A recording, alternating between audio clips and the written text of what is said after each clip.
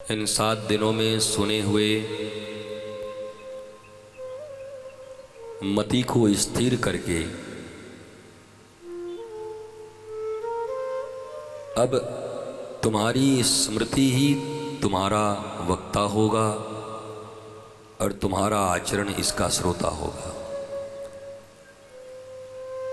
ये पांडाल के आयोजन तो आज विश्राम लेंगे,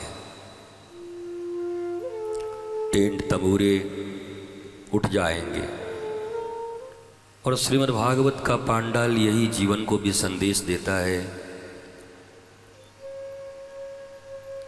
कि ये टेंट है, परंतु जिस सीमेंट और लोहे और न जाने किस किस का घर भी बना के रखे हो वो भी तंबूरा ही है। ये 7 दिन में उजड़ा है, वो 70 साल में उजड़ जाएगा, उजड़ेगा वो भी। जैसे 7 दिवसीय इस आयोजन को करने के लिए इतनी तैयारियां करी, फिर अनंत आनंद के साथ श्रवण किया, नृत्य किए, गीत गाए, प्रसादी पाई,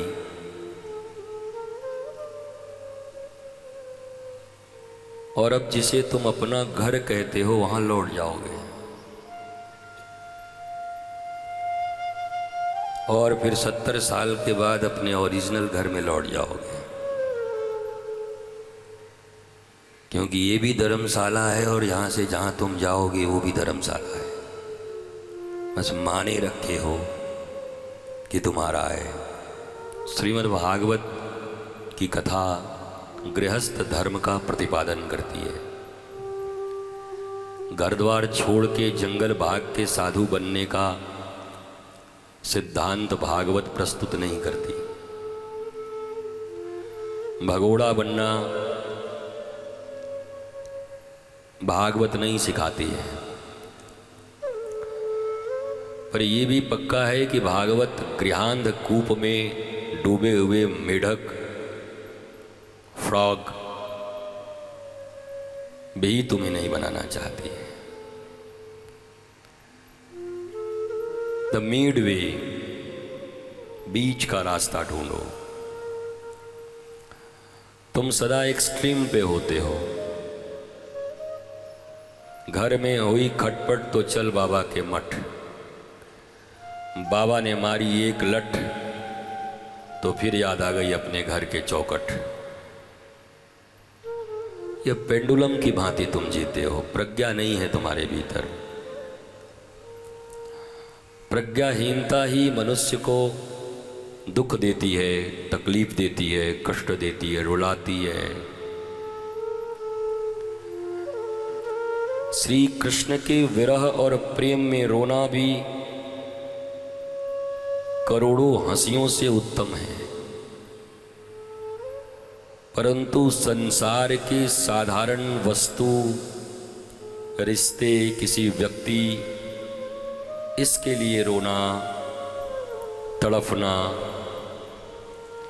ये तुम्हारे इस मूल्यवान जीवन का ठीक ठीक कहो तो wastage of your life, wastage of your great moments. So be aware. सावधानी बड़ी जरूरी है। भागवत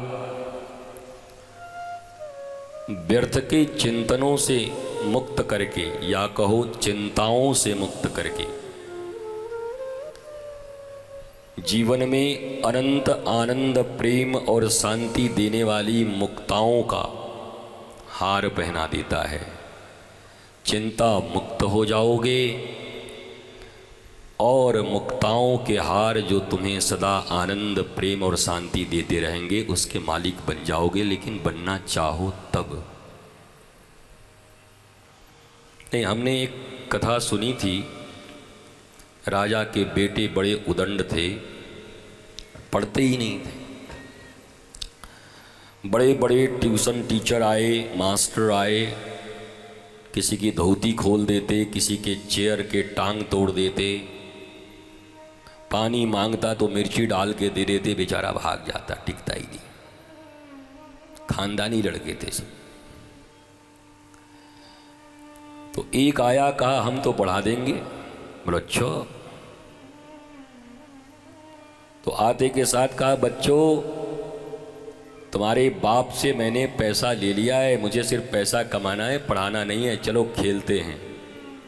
बच्चे बड़े खुश हो गए। बोला वाह, हमारे मन के लायक टीचर मिल गया ये तो, हम भी तो यही चाहते हैं। महाराज वो टीचर लेके चला गया आम के बागीचे में, खेलता आनंद करता। अंत में टीचर ने कहा बच्चों ऐसा करो, कितनी प्यारी आम लगी है, गिराओ इसको। डंडे चलाते, पत्थर चलाते, आम गिरता। गुरुजी ने कहा आनंद नहीं आ रहा है, अब तीनों में जीता कौन ये पता ही नहीं चल रहा है, किसने कितने आम गिराए, कौन कितना बहादुर है ये तो पता ही नहीं चल रहा।